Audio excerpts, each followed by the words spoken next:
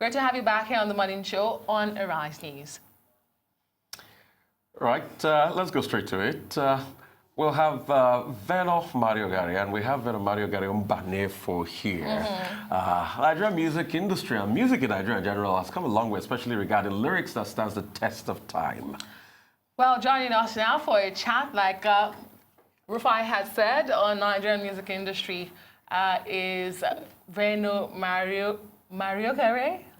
Mbanefo, the singer of the popular Nigerian song, Nigeria Go Survive. Thank you so much for joining us this morning. When you sang that song, Nigeria's economy was in dire straits. The Naira was, battered. The image of the country was battered. Austerity measures in place, a coup. Civilian government had just been toppled, but there was your song, an anthem of hope. At that time, were you just lending your voice, or did you take it upon yourself that this was going to resonate? Because I remember there was the Andrew. Andrew was a character. Andrew was a character in the National Orientation Campaign at the moment, and it was a line in your song. So, what was this for you? Was it a self-campaign, or you're just singing? No, I wasn't just singing, because what happened at that time affected me personally as well.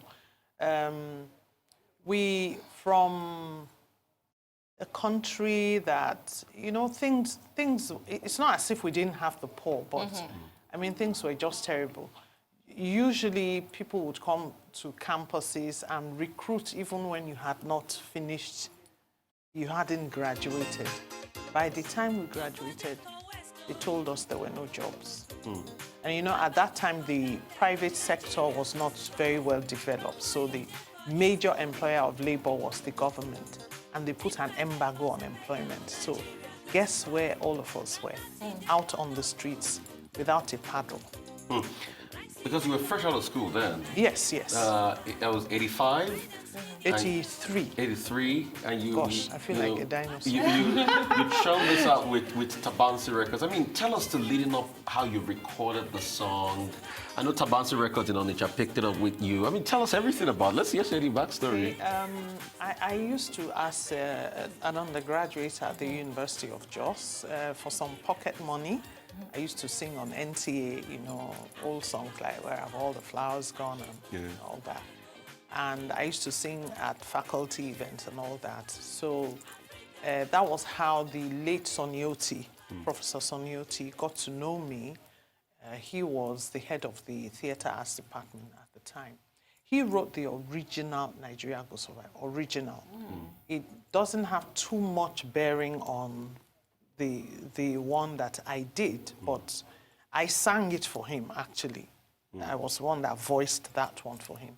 So I graduated, did my youth service in Kaduna, and then there were no jobs, and people were jaywalking on the streets. I mean, you saw somebody just walk, cross the road without actually looking, because their minds were not there. So I just felt at that point that one needed to remind them that, okay, things are like this, but we don't have to, we need to look inwards and all that. Anyway, long and short of it is that the late Roy Obika of the SB family fame and Jake Solo, who happened to be the late Professor Chinua Achebe's nephew and used to be a member of Osibisa, they came together in a partnership and formed a label and said, let's put out this song. No, Tabansi was just a marketer. Okay. So I was actually signed on to Jake Solo's label, which was Look Here Records. And he rewrote, between him and Jake, rewrote a lot of put in the Andrew No Checkout stuff. He was a multi-instrumentalist, so he really went to town on the song.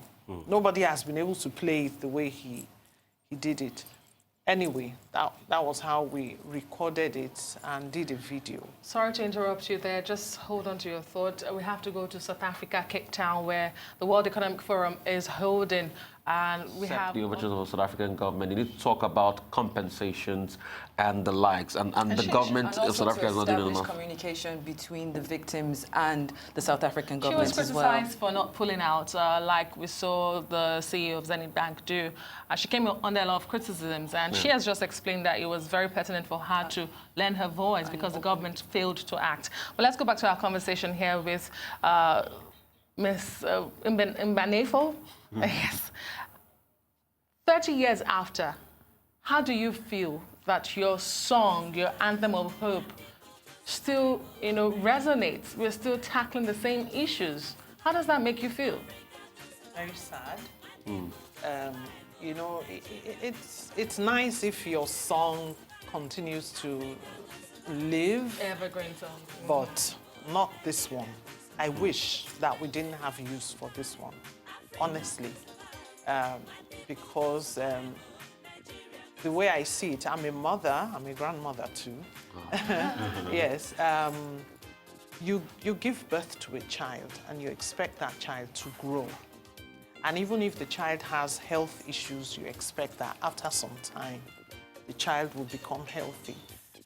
But when you sit there and you see that this child, the growth is stunted and the child is always sick, in fact, getting more and more sick, you're not happy. That's the way I feel. 30-something years after, we're still dealing with the same issues, and it's not getting any better. Perhaps you should have let Andrew check out?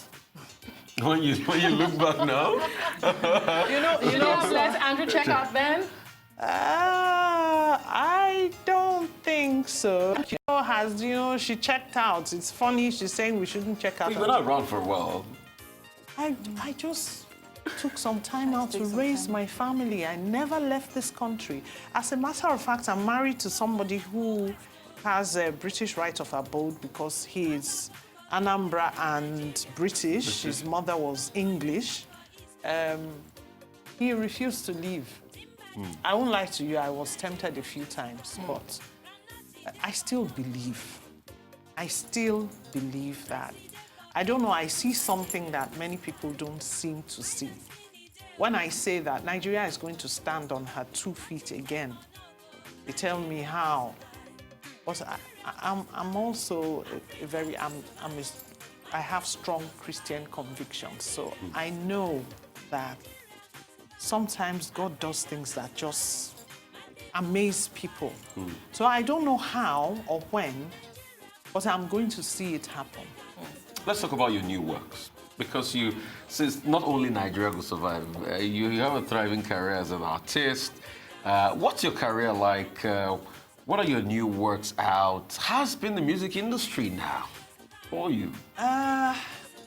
First of all, I have to say I'm not an entertainer. Okay. Okay. I would rather say I'm a song activist. And then I write a lot. I'm a better writer than a singer, actually. So I do a lot of writing. I'm into TV, drama series, and every kind of writing that you can possibly think of. But I'm also into gospel music. I'm not gospel music for the money. Gospel music, again, I don't know whether I should say I'm an activist as well.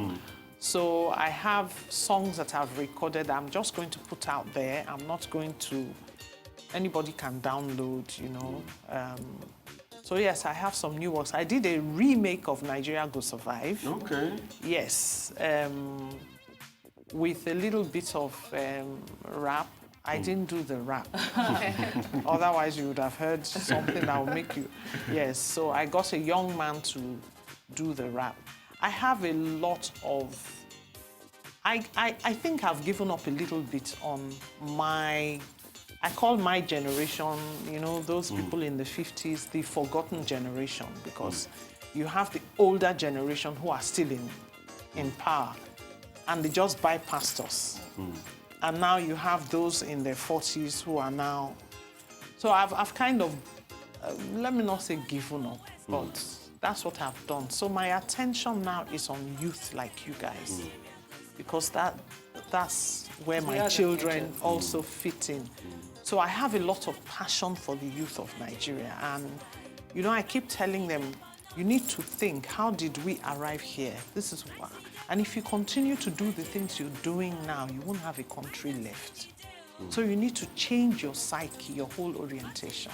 You know, music is definitely a tool for creating awareness and for also pushing a good status quo. It's, you know, we've had instances of T.Y. Bello, who during the elections last year came out and sang, you know, put a song out to push Nigerians to go out to vote. We've also had the likes of Falz the Bad Guy, who released an entire album called Moral Instruction, kind of stringing at the hearts of Nigerians to do the right thing. I missed the xenophobic attacks. Do you think that you would be doing anything in that light to kind of, you know, use music as a tool to kind of remind people of, you know, what they need to do in this kind of situation with your music? Yes, I would, and I would start from home because what is it that pushes our people out there, you know, to countries where they're maltreated and, you know, I know that there are Nigerians who do a lot of things they shouldn't do, but there are also many who are hardworking and don't go against the law. So yes, I would like to do something to change, to help change the psyche of our people here. For example, I write a lot on Facebook, and something that I wrote, I said, for once, when you travel out of Nigeria, don't go with the mindset of taking from your host community. Go with the mindset of adding value. Now, when you want to add value, you won't go into drugs, you won't defraud people, you won't do all kinds, you know, you would rather be known for bringing something to the table. And once you do that, you find the doors opening. But with what they're doing now, the noose is just tightening. Doors are closing against us. And unfortunately, some of us, a lot of us actually, the majority who are not into these things, we are also suffering just because we're Nigerians. So I would like to start from there. For the xenophobic attacks, let me be frank with you, I've been a little emotional. Why? Because I was an adolescent when all this apartheid thing was going on.